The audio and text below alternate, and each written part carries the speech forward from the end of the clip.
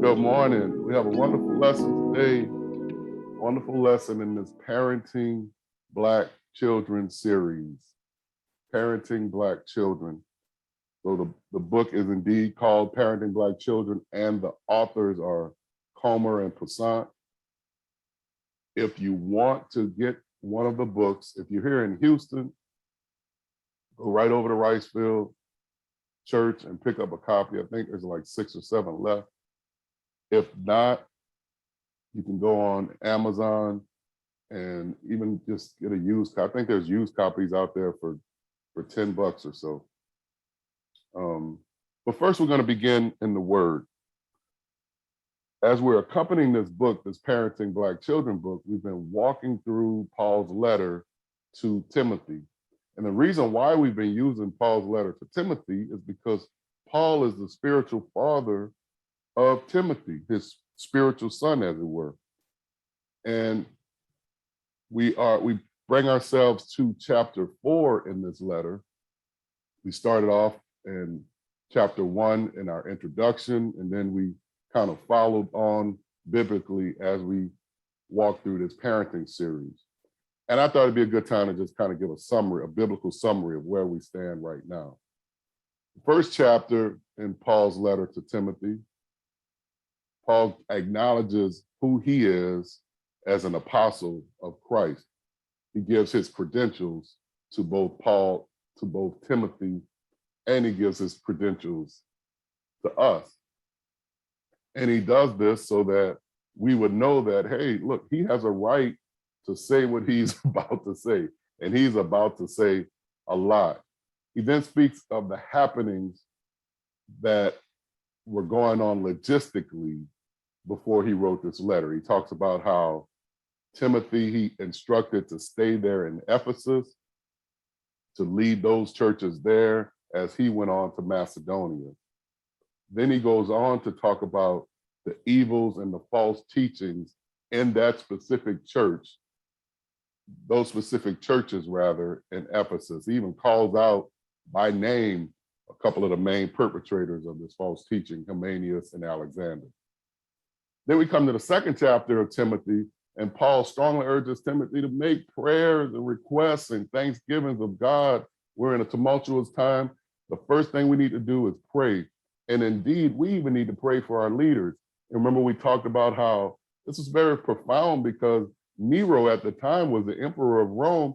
Yeah, that Nero, who was actually savagely persecuting Christians to the point of, it even talks about ripping Christians apart, their flesh being then fed to animals. I mean, this was a horrible time for Christians at the hands of the Emperor Nero. This notwithstanding, Paul still says, pray for your leaders, pray for all those in authority. Then he goes on to reassert the hierarchy in Christendom and throughout the world, because we know God is sovereign of all. And he talks about how God indeed is sovereign. And he talks about Christ as the peacemaker, as the intermediary between God and ourselves as man. He then gives instruction, specifically instruction to the women in that church at Ephesus. There were some wealthy women in the church that they were trying to draw attention to themselves by wearing gold and wearing the latest fashions of the day. And instead of having the attention be on the Christ's church and the ministry and helping others, they were trying to draw attention to themselves. Because of the shenanigans that these women were brewing up because of the false teachers that they had been taught by, Paul instructs Timothy, listen, with women like this, it's best that they be silent, because all they're going to do is cause, they're just going to rebel rouse, and they're just going to cause dissension in the church. Paul then in chapter 3 talks about the hierarchy of leadership in the church. He starts with supervisors. The word that you may see in your translation may be bishop, but we want to demystify a lot of these words that we use in Christendom. Bishop may have something, may bring to your mind someone standing in a Roman cathedral with a pointy hat. And sure enough, that's a type of bishop. But just so that you do know, the original translation of that word in the Greek actually just means supervisor. So Paul says if one wants to be a supervisor in the church, this is a good work. This is a good thing to pursue. But when you do pursue it, there's some traits that a person should have. Namely, they should not be a polygamist. They should be well behaved. They should have a good name in the courts. Likewise, for anyone, man or woman, that would want to be a deacon, interestingly enough, the etymology of both of those words, deacon is, if you go back and look at the Greek for deacon, just means servant, actually means like a waiter.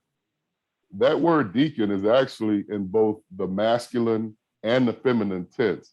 That word bishop is actually in the feminine tense. I just thought that was notable.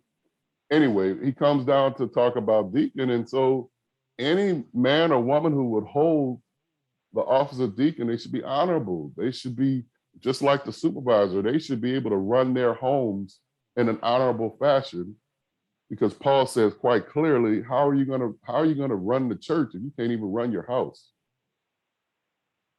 Paul, the good parent, instructs Timothy that he's writing this ahead of his visits. It's so important that you know this, that I'm writing this to you ahead of even your visits, ahead of even my visits back to Ephesus, so that y'all know how to act. So like, when I read that, it was almost how a parent would be like, hey, I'm at work, but when I get home, y'all better have them dishes washed. So he's sending word beforehand so that those of us that are in the churches, that we would know how to behave. Then we come now to today's chapter 4. Wonderful, wonderful. I know y'all say, I know, I say all of them are wonderful. They are. We're in God's word. It's so beautiful. Chapter 4, Paul starts off with talking about the apostasy. So there's another churchy type word that we may throw around in the church. And it may cause some folks to be fearful. I don't want you to be fearful because of the words that we use. So let's break it down. Apostasy just means the great falling away. There's a time that we talk about that people are just going to start leaving the church. What is that time? Well, that time is in what Paul describes as the latter day or the later days. And what do we mean by the latter days? Well, we mean it's today. It's the days between what is called in Christendom, the first advent, which is Jesus Christ. He was here on earth, right there around 2030 AD. He was truly here. Jesus Christ was on earth. This is not just biblical history. This is Roman history.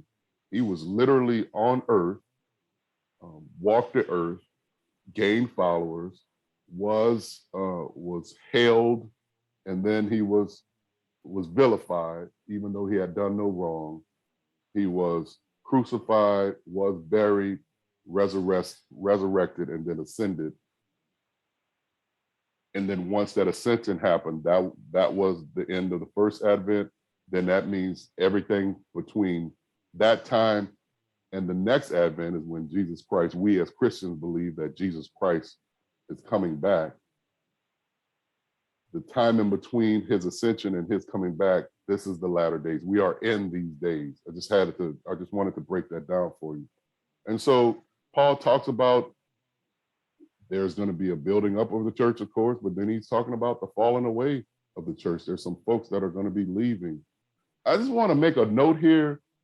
I've heard it said before, I think sometimes we think that those who are leaving the church is because they're heathens or they're evil or they ain't right, something's wrong with them. I want us to think about perhaps we ain't right. I just want us to think about that. Are we really doing what we are supposed to do? To be inviting, to be loving, to be joyful, to be kind. I'm just mentioning the fruits of the Spirit, y'all. To be patient. Are we really being that? Or are we like Paul was talking about in this church at Ephesus, are we unfortunately displaying some not so kind fruits? Just something to think about. Going on in that fourth chapter of Timothy, he reiterates the problem with false teachers. Specifically, now they're talking about what foods that you can eat. They're getting very legalistic now. You can't eat this food, you can only eat this food, you can't eat meat. And in fact, some of them were even teaching that you can't get married. So it was getting out of hand with the false teaching. Paul has to bring them back, and he's saying, listen, through prayer and through the Bible and through belief in God, you can eat meat. All food is good. Then he talks about how he admonishes Timothy even and the congregants to have nothing to do with all of this unclean and foolish striving about the law. Because we should be prepared and apt to teach and apt to help others to learn about Christ and to help others to be fed, to be clothed. So, and while we're doing this, we don't have time for all that foolish wrestling about legal matters. It admonishes Timothy also to not let anyone despise your youth. And that's what I want us to read as we walk into this book. Can you read for me, please, 1 Timothy chapter 4, verse 12. Let no man despise thy youth, but be thou an example of the believers in the word and in conversation, in charity, in spirit, in faith, in purity. Amen. Let no man despise your youth. Now he's talking to Timothy. This is applicable to all of us. As we turn to the book, y'all, as we go to the book I'm talking about is Parenting Black Children, not the good book here. Let's go on to page 119, chapter 5, the school-age child ages 5 to 8. School-age child ages 5 to 8. We had all this undergirding of the scripture, and then we highlighted Paul's admonishing to Timothy not to let anyone despise your youth. Timothy was a very young leader in this church at Ephesus. Ephesus is a major city like Houston. And then you have Timothy, a young man. Timothy was like in his late 20s, early 30s, a very young man to be leading all of these churches in this major city. And Paul is saying, hey, don't let them son you. Don't let them despise your youth. And then he goes on and he talks about how, look, the elders put hands on you. You have gifts. Use your gifts. And don't let them other you, one of the terms that we use today. And I want to talk about this othering that sometimes we have as we go through this book. I want us not to look at our children as others. I want us to not look at millennials as that, that lost generation, that others. Let's, as we read, take on parenting how Paul was parenting Timothy. He's not othering Timothy. He's not making Timothy something different. In fact, he's embracing Timothy. He's pulling Timothy into the ministry. And that's what I wanted us to think about as we go through this book. We're literally embracing our children into the work of our particular families and the morals and the societal norms that we are constructing in our family, and then the good constructs of the world. So we're not othering our children, we're actually embracing them. With that in mind, let's read the question and then the answer on page 119, importance of this period. Can someone read, please? I have been told that this is one of the less crucial stages in my child's development. Do you agree?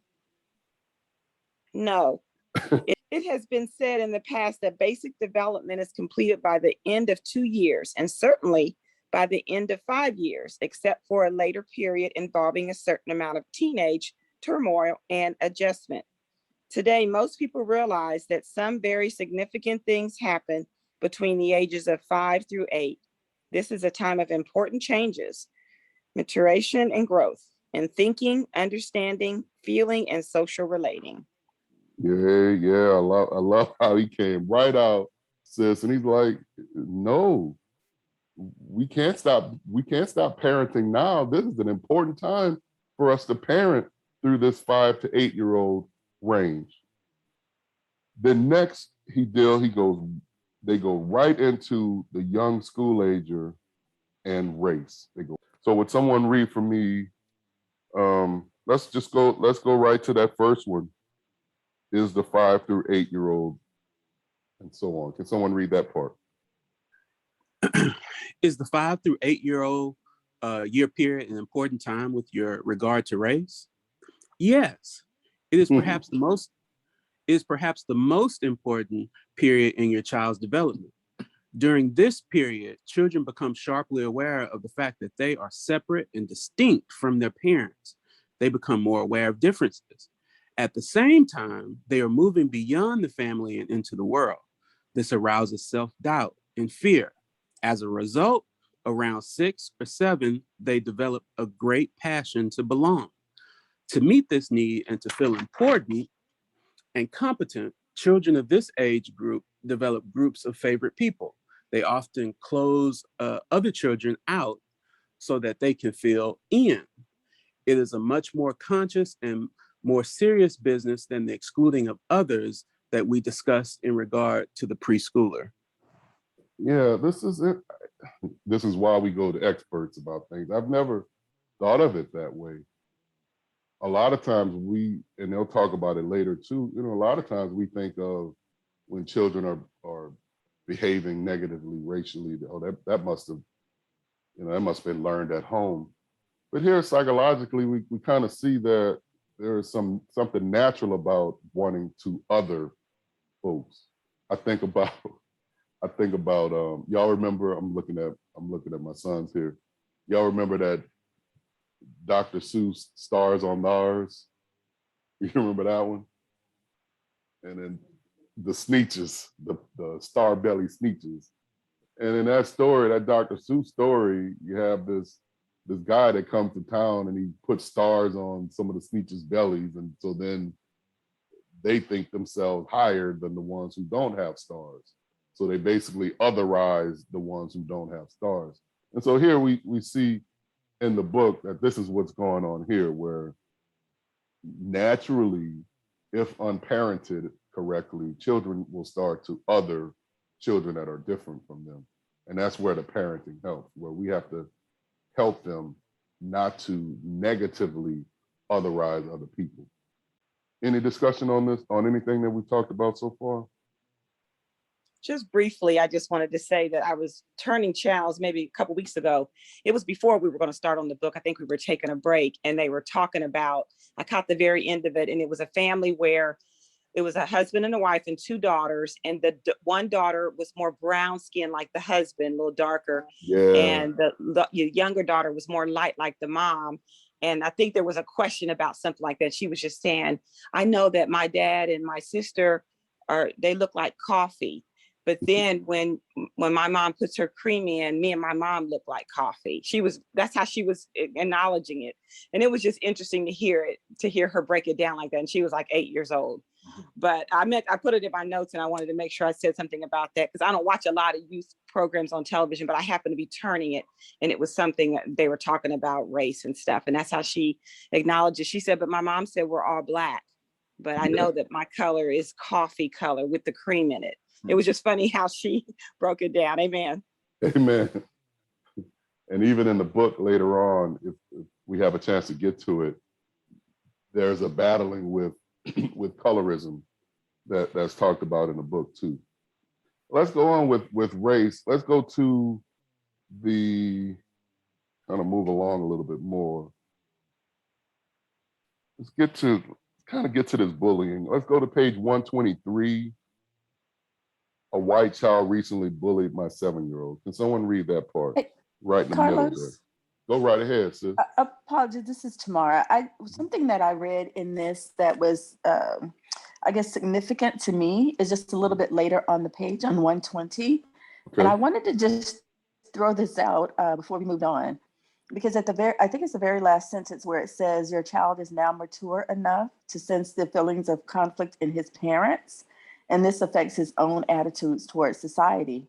Just before that, he's talking about how we as Black people and parents have been kind of forced to balance this expectation of society that we assimilate and kind of, understand where we are placed in society, that there's some expectations that, white people or white parents don't have to teach their children kind of their place and how to belong and stuff, but we do, and that our children kind of sense that in us, that there's some modulation. We have to kind of figure it out, and we aren't as free to be able to do, kind of as we please or choose. I'll just finish with, I think sometimes I guess I thought I had more time with kind of how to say those things to her or how to share some things, but she's kind of right in the middle of this age group. She's about to turn 7. Mhm. And I'm thinking of, and we've had a couple of conversations about race, but I just didn't realize maybe my,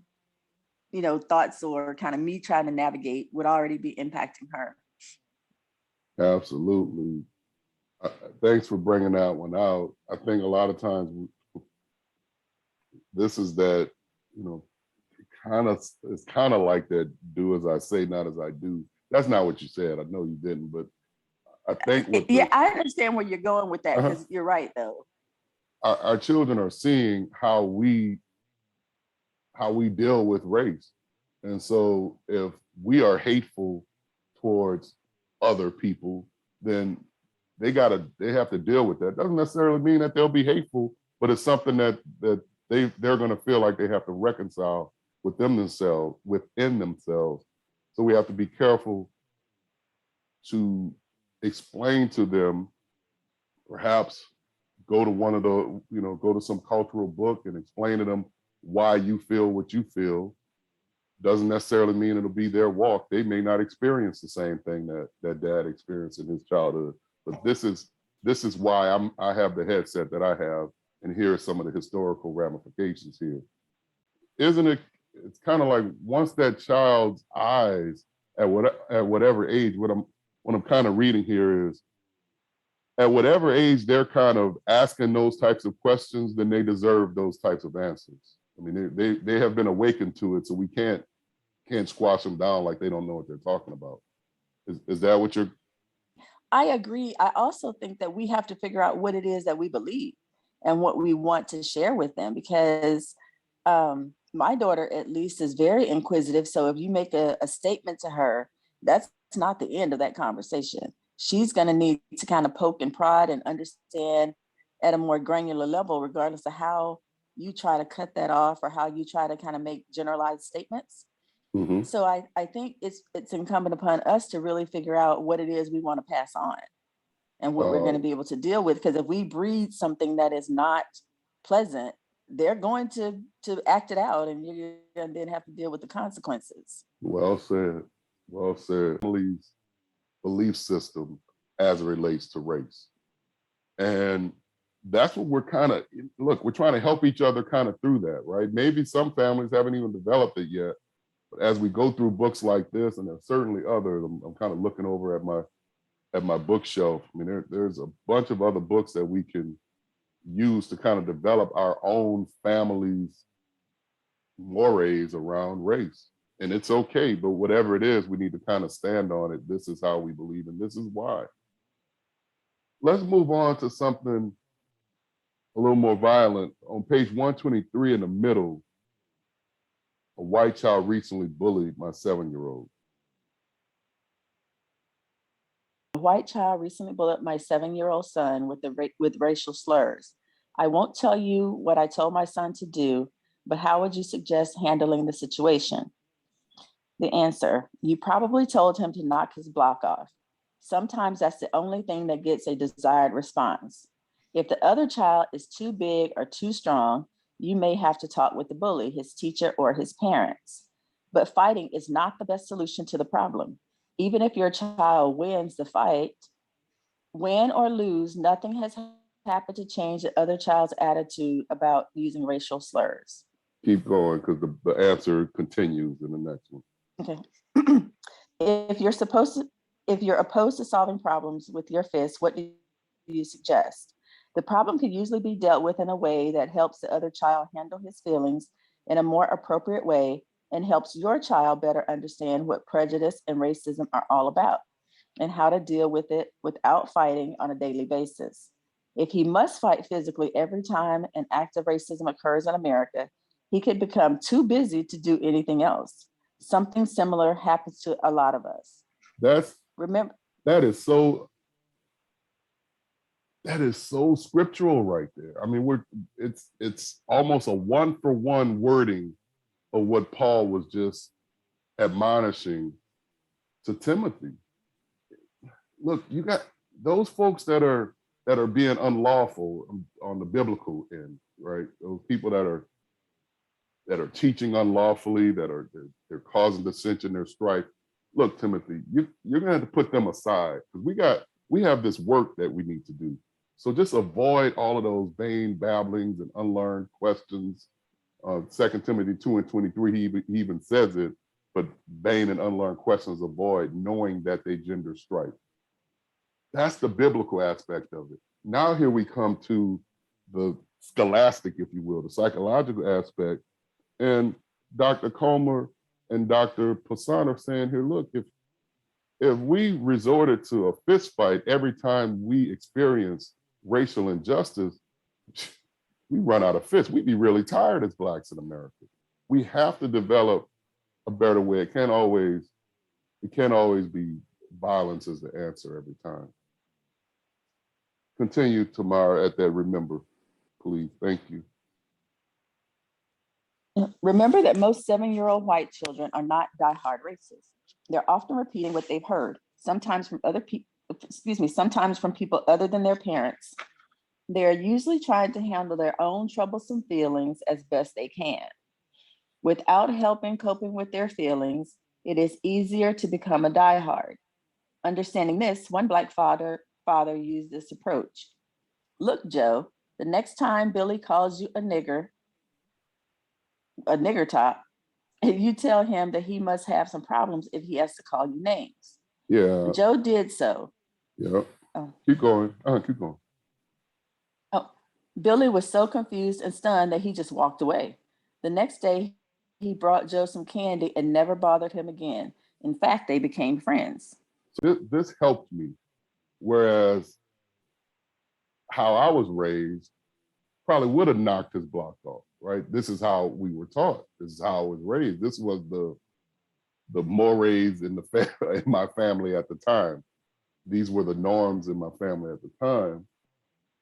But no, here we are, some 40 years later. Is this applicable now? Well, if I open my mind biblically and now scholastically, there's better ways to handle it. This assumption that I grew up with it. I grew up with the assumption that if a child is saying racial slurs, he learned that from his parents. I'm just raising my hand saying that's how I was taught. We're the only two, me and Yvonne, the only ones who were taught like that. All right. Y'all cold. I know, look, I'm oppressive. I know some of y'all, we ain't the only ones who parents said if they call you a nigger, then they learned that from their parents. I know that ain't just the young and the Jones now. Yeah, no, you're not the only one. Y'all cold. All right, that's all right. We're gonna be on this island. We'll be on the island and we'll teach from the island, but that's okay. Hey, we have a better way. Maybe your parents had the better way back then. God bless you. So what this is talking about is first of all, you're making an assumption that child learned that from his parents. There's all kinds, especially today, goodness, there's so many avenues for somebody to pick up a bad habit, right? You can pick it up from social media. from TV, from YouTube, back on the bully. Like, what does that say? I can hear Baldwin. I can hear James Baldwin's quote where he says, what does that say about you? He was talking to the white society of the 60s. What does that say about you that you would need a nigga? That says more about you than it says about me. And that's kind of what the scholars here are kind of instructing us to do. Let's take a different approach to it than just kind of booting up all the time. What are some thoughts on what we just talked about? I just wanted to mention that I was thinking about what you said, because I know that there was commercial after commercial after commercial on television showing a little bit of bullying or people calling our young people niggers and things when it was going on with the George Floyd and all of that, all the unrest of last year. And it didn't last long, but it was important. I don't see those commercials anymore, but it was important how the mother would come right back and tell the little girl, you are beautiful. Yeah. Just keep instilling in your own children, breathe that good stuff into them. But that was what the commercial was about, like one of the Johnson & Johnson, just, you are beautiful, that's her problem, etc. Yeah. And I thought that was beautiful. That's my point of what I thought about as y'all was reading this information, but also remembering that all these companies jumped on board, trying to supposedly support the protest, but it didn't last. I always talk to Kerma all the time about nothing lasts. It fades away, and then, it's another day. Oh man, that's a great point, sis. Thanks, Colleen, for that. I mean, it's not, and it's probably tough. I mean, we would have to reinforce it over and over, particularly to a child that's 5 to 8 years old. We have to encourage and reinforce their beauty all the time. It's not what that child thinks of you. It's what you think of you. It's what mommy and daddy think of you, your family, your uncles, church members, other people are telling you you're great all the time. Take hold to that. Not to what that person said of you. They don't even know you. And I think, bless you for that, sis. That's where we have to be biblically again. Isn't that what Paul was doing with Timothy? Isn't that what Paul was doing with Timothy?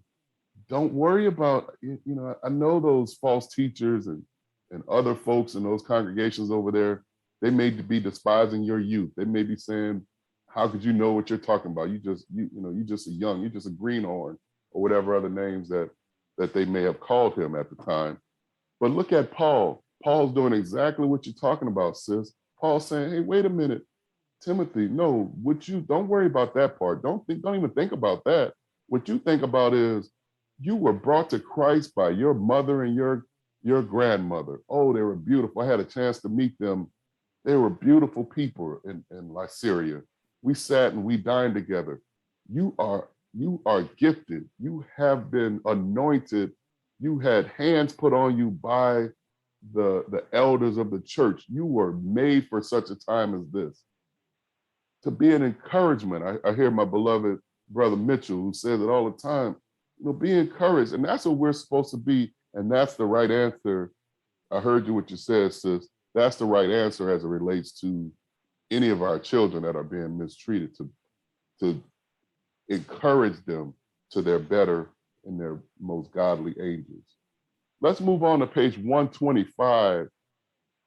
All of this is so important. On page 125, we have a chance to talk about code switching. And I learned so much here.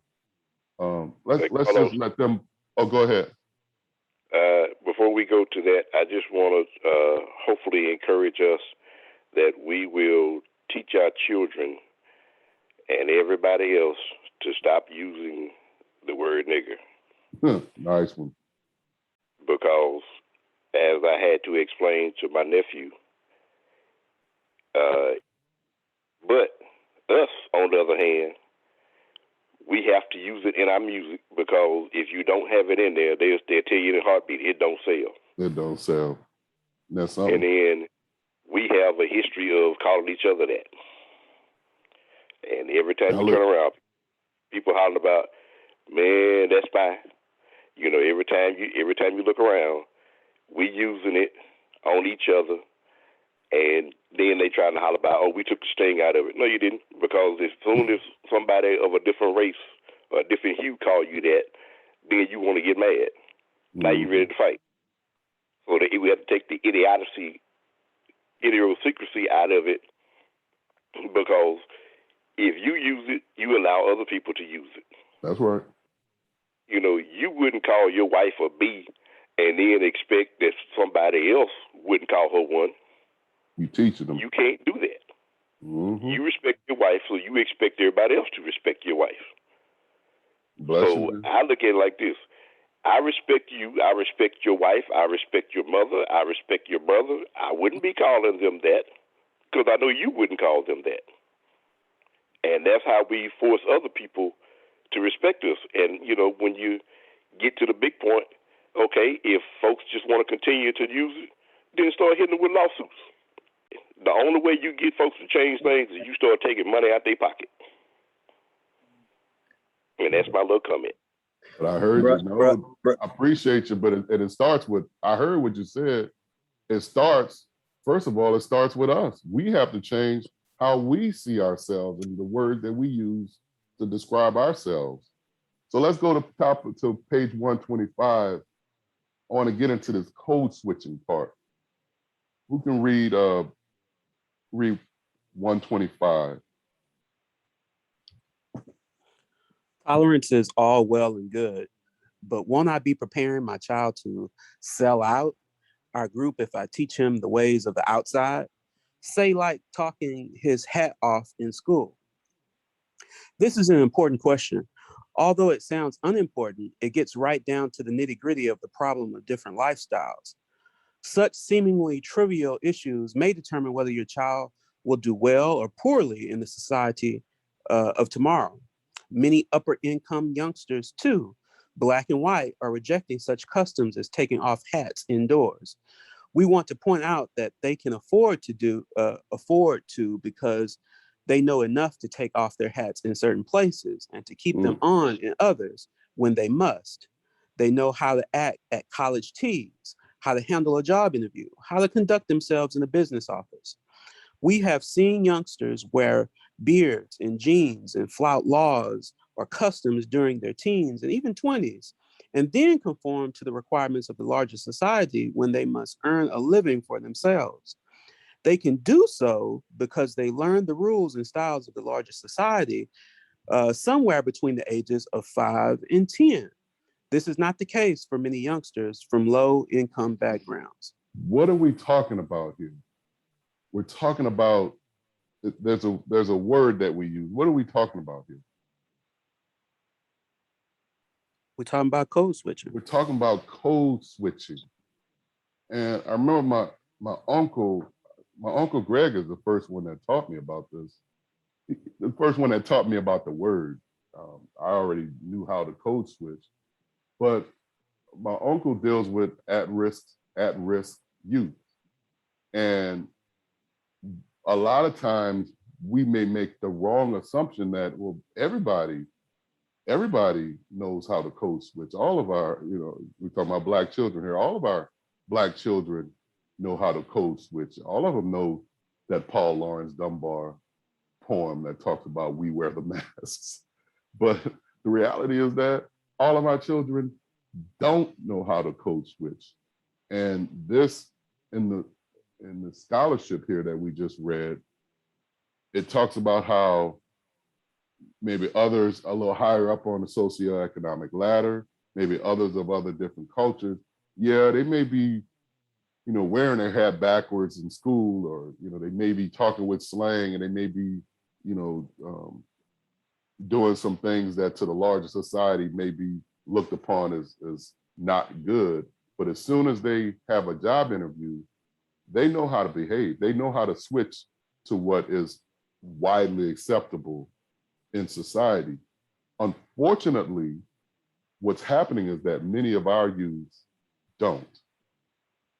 And this is why classes like this is so important, so that we can learn, first of all, that there is a problem. And then, perhaps when we come across that young man that's wearing their hat backwards, in love, in joy, in kindness, in patience. Tell them, hey, look, that's cool here, but in this type of setting, you may want to code switch. You may want to kind of change it up, and this is how you would change it up. Amen. Let's go to page 126. The mega theme here is getting along with others. We're still talking about the school-age child, ages 5 to 8, and now we're talking about getting along with others.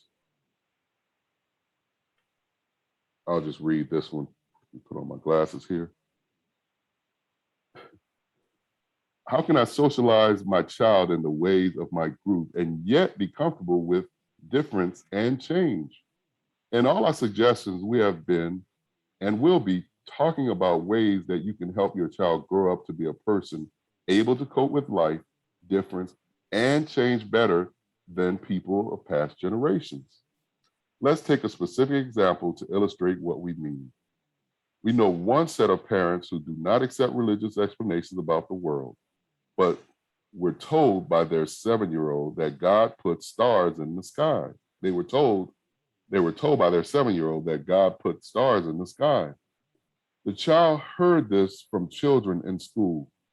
The parents pointed out that some people believe that that is how the stars got there, but others do not, that they, the parents that is, did not. They explained that they believe that an act of nature beyond human control put the stars in the sky.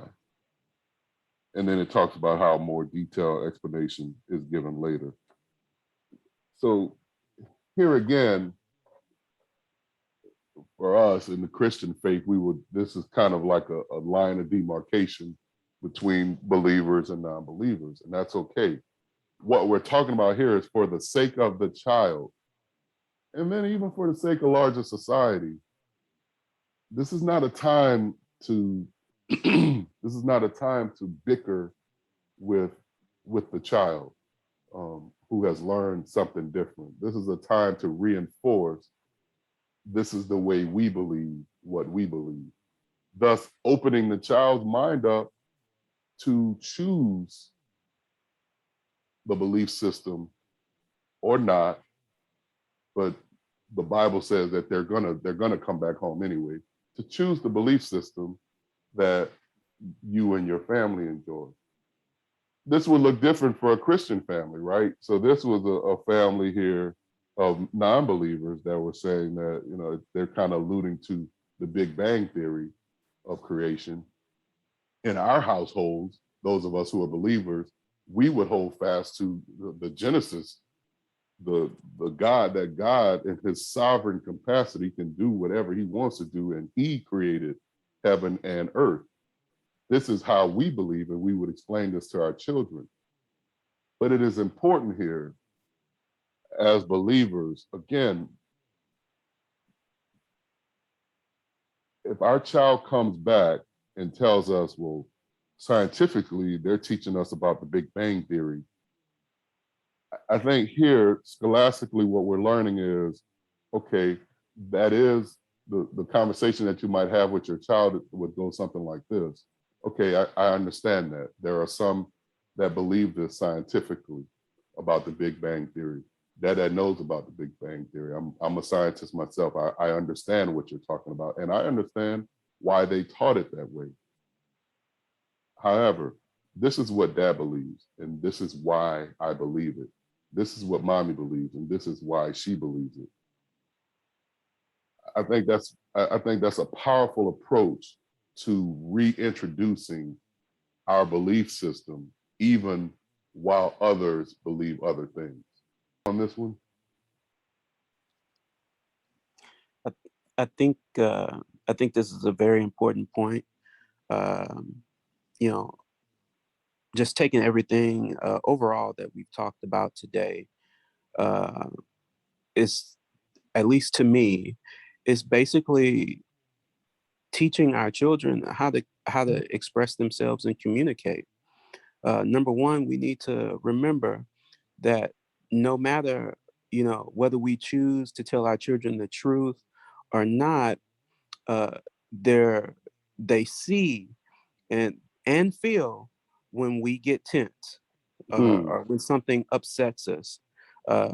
So if you choose not to tell them the truth, mind you, now we're talking, what, 6 to 10-year-olds here.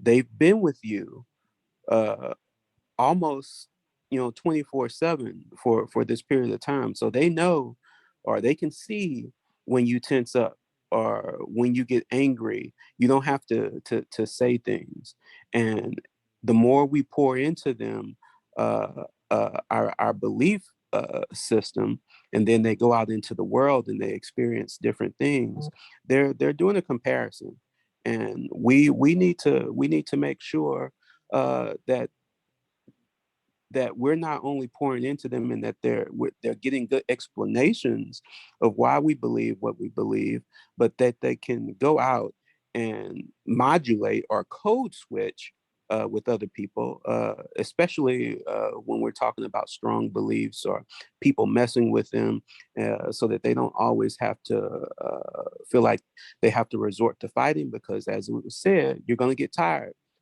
at some point, and you're going to have to find a better way to be able to deal with people. But I think that a lot of good things have been said, and I know we're flossing through the book pretty quickly, but I think those are some main points. Bless you, man. We move to page 130, helping your child to think. Gonna just do some rapid fire from here until the end, because we're up against a time constraint, and that's okay. Do a little rapid fire here. Helping your child to think. What is a child's thinking like at the ages of 5 and 6? The minds of a 5 and 6-year-old are still controlled very much by their desires, fears, and fantasies. Dreams are real. Santa Claus, Easter Bunny, the Tooth Fairy live. Make-believe play is almost real. Rules and the way to behave are still absolute and given from some supreme but vague authority out there somewhere. You are in trouble with your child if you step into the street before the light is green. On the other hand, you will catch your 5-year-old daughter with her hand in the forbidden cookie jar because her desire overwhelmed her ability to obey the rule. Children in this age group do not appear to understand the contradiction in what they say or do, or what they tell you to do, and what they do themselves. This is, of course, makes it difficult for them to reason logically at this stage in their development. That's about teaching our children how to think. The next mega heading is the importance of creativity. And the subheading is, I believe that Black people are especially creative. This is a trait I don't want my 5-year-old to lose. Can too much emphasis on logical thinking, cause and effect thinking, and priority setting destroy her creativity? The scientists answer back here and they say, we see no conflict. Creativity is the quality of being able to produce something original. But creative people are usually quite logical and well-disciplined. Helping a child become a logical, disciplined thinker need not dampen creativity. Forcing a child into rigid thought, belief, and behavior patterns can dampen creativity and thinking. Modern child approaches, the methods and attitudes that we are here describing, support creative thinking and activity, as well as the development of logical, disciplined thinking. We move ahead to another mega theme, moral development. I'm on page 142, Raising Black Children, the School-Age Child. Moral development. What should I look for in the way of moral development in the 5 to 8-year-old period? 5 and 6-year-olds know right from wrong. Your rules, do's, and don'ts have been taken in and are becoming their own.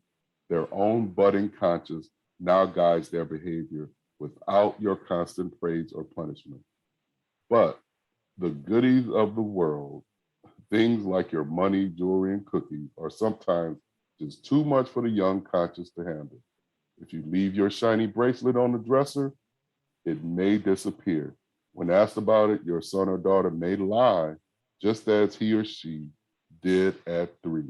Although the story is now more sophisticated, maybe the neighbor stole your jewelry rather than a big monster.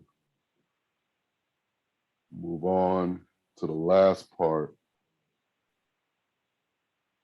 I'm going to give it my own subheading. There's a sexual development of the young school ager. I'm going to say appropriate and right and honorable sexual development of the young school ager. When my 7-year-old was 3, I was worried about his great interest in his penis, where babies come from, and so on. Now that he is 7, I'm worried because he doesn't appear to have any interest in anything related to sex. Is this normal? The behavior you describe is normal for the 3-year-old as well as a 7-year-old. Children in the 6 to early teenage period tend to show less active interest in their bodies than at an early age. If development is progressing normally, they have learned to separate their sexual feelings from other bodily sensations, and there is less confusion and concern about sex. They have learned, though they usually will not discuss it openly, that parents have a private sex life of their own. That was very enlightening to me. My 8-year-old hates girls. Will he be okay? Middle of page 146. Your son's hate for girls at this period and girls for boys is not uncommon under present conditions. It is one of the ways that children firmly establish their own sexual identity, by being with others of their own sex, by doing things that a girl or boy does, by shunning the other sex. So that is normal. The last thing I want to deal with is that colorism. This is so rich, the book. If you don't have it, again, please pick up the book from Riceville or order your book online. I think you will be better thereby. I'm on page 148, special difficulties of the young school age. What kind of problems am I likely to come up against with children of this age? Let's take a hard one where the usual issues, race, sexual, attraction to parents, anger, and guilt all get tied up together. A 5-year-old Black girl living in a predominantly white neighborhood told her mother that she liked her, the mother that is, more than daddy because he was not as light-skinned as the mother. The fact was that he was as light-skinned or lighter than his mother. In any situation where the facts don't make sense, the question must be, what else is going on? What else is going on? Actually, the girl was angry with her father and downing her father to get some emotional distance from her strong attraction to him, and getting closer to her mother was part of her problem. You do hear a negative feeling about being Black in this case, but it is not fixed or unyielding. In fact, it is more of a question than a statement. The child is attracted to both parents and feels guilty and confused about these feelings. In this predominantly white neighborhood, she wanted to be like the other children in order to feel a sense of belonging. Her question is, how should I feel about dad, mom, and my skin color? These are not complicated issues that only a psychiatrist can sort out. Interestingly, now I'm going to repeat that. These are not complicated issues that only a psychiatrist can sort out. We have found that when parents keep cool and listen, most can find the real issue behind what is stated as the problem, but obviously is not. In this case, grave concern about the child's feeling about being Black could have made it hard to find out what else was going on. Here the psychiatrist, interestingly enough, I don't know, when have you ever heard a psychiatrist say, you don't have to come to a psychiatrist for this? They're saying in this case, probe deeper as a parent. And I think this is the umbrella of what we are learning here. Probe deeper. These children are a part of you. They're a part of your family. It is worth embracing them and figuring out what is going on in their worlds, in their minds. And we in this ministry, we're just trying to give you some tools. Maybe you already have them, but we're just trying to impress upon you some different tools to use as we navigate through parenting Black children. I pray that you've been helped thereby. Again, everyone is welcome, welcome, welcome. We're so happy for all that are on with us live right now. We're inviting more and more folks to join this fellowship. We don't mind if you are married. We don't mind if you're not married. We don't mind if you're Black. We don't mind if you're white. We don't mind if you're a believer, if you're an unbeliever. Come one, come all, and we're just going to have a joyful and a patient and a kind discussion towards what we believe is right and decent and in order under our one true God, God the Father. This is a safe place. God bless you all. Thank you so much for joining us. Any comments or discussions about what we talked today?